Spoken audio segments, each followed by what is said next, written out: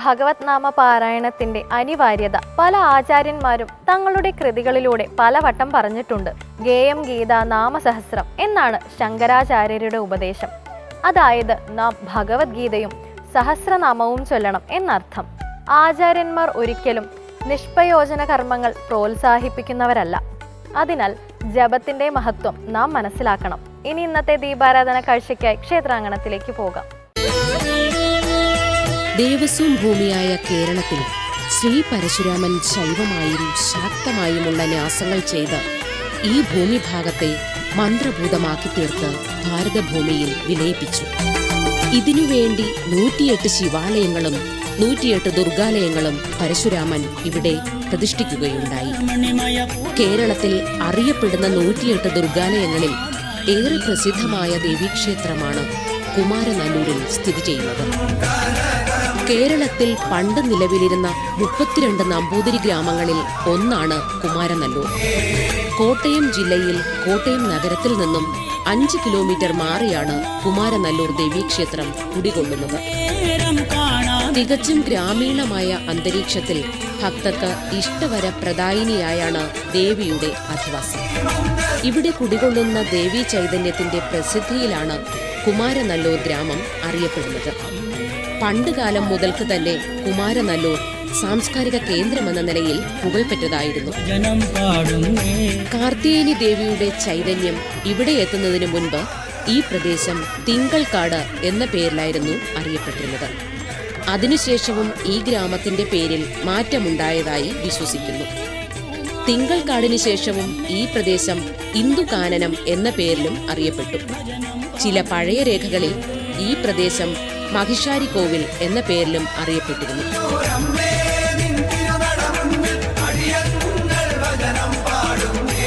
കുമാരനല്ലൂർ ദേവീക്ഷേത്രത്തിന് തമിഴ്നാട്ടിലെ മധുര മീനാക്ഷി ക്ഷേത്രവുമായുള്ള ബന്ധം അഭേദ്യമാണ്. ഇവിടുത്തെ ഐതിഹ്യം മധുരയുമായി ഇഴചേർന്നിരിക്കുന്നു എന്നതിനാലാണത്. ദേവീ ചൈതന്യം ഇവിടെ കുടികൊള്ളാനുള്ള ഐതിഹ്യം ഇങ്ങനെയാണ്. കേരളം ഭരിച്ചിരുന്ന നെടുംചേരലാതൻ എന്ന ചേര രാജാവ് വൈക്കത്തിനടുത്തുള്ള ഉദയനാപുരത്ത് ദേവീ പ്രതിഷ്ഠ നടത്താൻ വേണ്ടി ഒരു ക്ഷേത്രം പണികഴിപ്പിച്ചു. ഇതേ രാജാവ് തന്നെ ഇപ്പോൾ കാർത്യായനി ദേവീക്ഷേത്രം നിലനിൽക്കുന്ന സ്ഥലത്ത് സുബ്രഹ്മണ്യ പ്രതിഷ്ഠ നടത്താൻ മറ്റൊരു ക്ഷേത്രവും പണികഴിപ്പിച്ചു. ഈ സന്ദർഭത്തിലാണ് തമിഴ്നാട്ടിലെ മധുര മീനാക്ഷി ക്ഷേത്രത്തിൽ ഒരു അത്യാഹിതം നടന്നത്. ദേവിയുടെ വിഗ്രഹത്തിൽ ചാർത്തുന്ന രത്നഖചിതമായ മൂക്കുത്തി കാണാതെയായി. മധുര ഭരിച്ചിരുന്ന പാണ്ഡ്യ രാജാവ് അന്വേഷണത്തിന് ഉത്തരവിട്ടു. സംശയം അവിടുത്തെ പൂജാരിയിലേക്കും നീണ്ടു.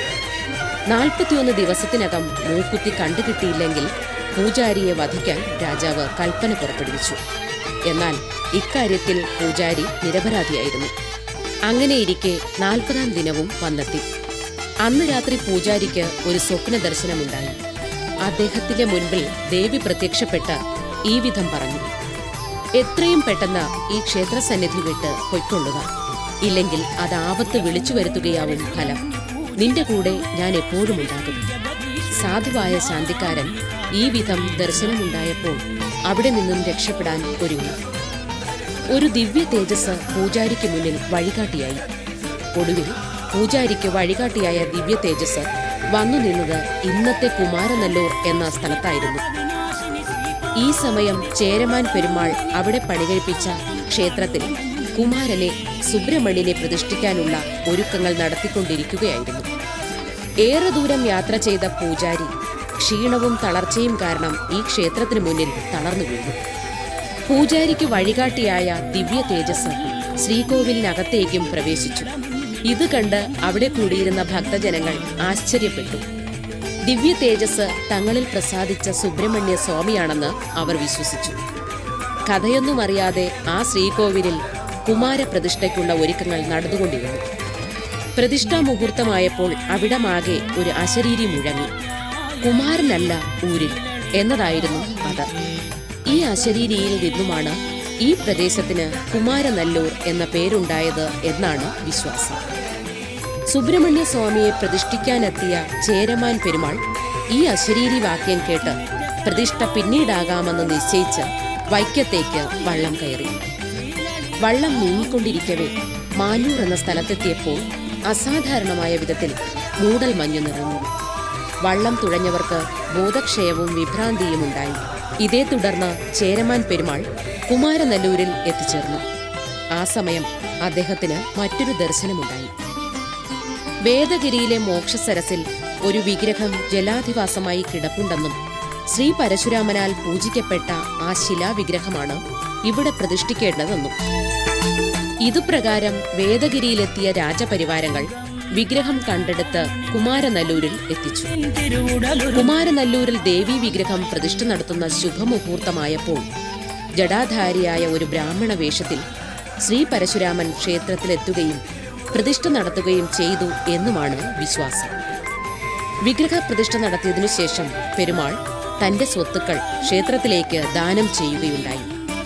ദേവിയോടൊപ്പം മധുരയിൽ നിന്നും വന്ന പൂജാരിയെ ക്ഷേത്രം ശാന്തിയാക്കി അധികാരമേൽപ്പിച്ചു.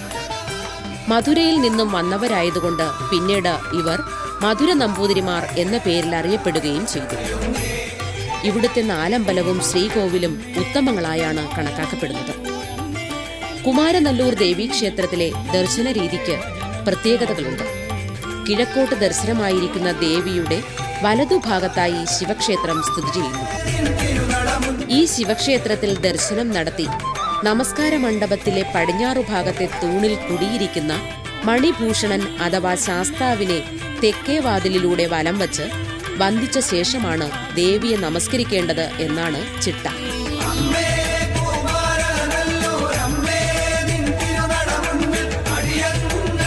ശ്രീകോവിൽ ചുമരിൽ ആലേഖനം ചെയ്തിരിക്കുന്ന ചുമർ ചിത്രങ്ങൾ ഏതൊരു ഭക്തനെയും ആകർഷിക്കാൻ പോകുന്നതാണ്. നാശത്തിന്റെ വാക്കിലെത്തിയ ഈ ചുമർ ചിത്രങ്ങൾ ക്ഷേത്രസമിതി പുതുക്കിയെടുത്തത് ഏറെ ശ്ലാഘനീയമാണ്.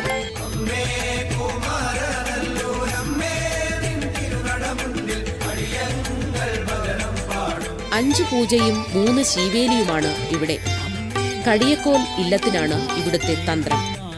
ഊരാൺമ ദേവസ്വം ബോർഡിന്റെ കീഴിലാണ് ഇവിടുത്തെ ക്ഷേത്രഭരണം. 17 ഇല്ലക്കാർക്ക് ഊരാൺമയുള്ള ക്ഷേത്രമായിരുന്നു കുമാരനല്ലൂർ. ഇതിൽ 7 ഇല്ലങ്ങൾ അന്യം നിന്നുപോയി. ഇപ്പോൾ 9 ഇല്ലക്കാർക്കാണ് അവകാശം.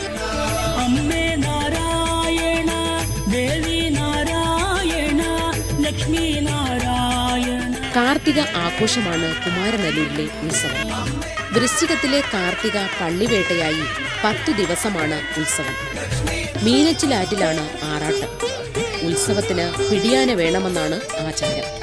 കാർത്തിക ഉത്സവം കുമാരനല്ലൂർ ഗ്രാമത്തിന് പുതുചൈതന്യം പകരുന്ന വേളയാണ്. മീനത്തിലെ പൂരത്തിനും 1 ദിവസത്തെ ആഘോഷമുണ്ട്. പഴയ കാലത്ത് തുലാത്തിലെ രോഹിണി മുതൽ വൃശ്ചികത്തിലെ രോഹിണി വരെ 28 ദിവസത്തെ ഉത്സവമായി.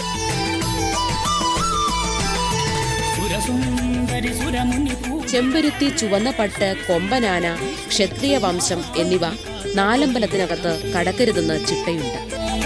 മഞ്ഞൾ അഭിഷേകമാണ് ഇവിടുത്തെ പ്രധാന വഴിപാട്. ചന്ദനത്തിനു പകരം മഞ്ഞളാണ് ഇവിടെ പ്രസാദം.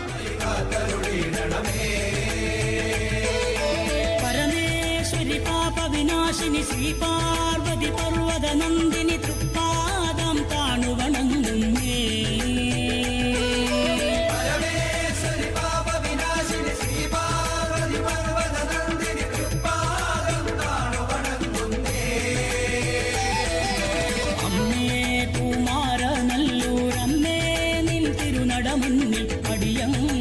ഭജനം പാടുന്നേ.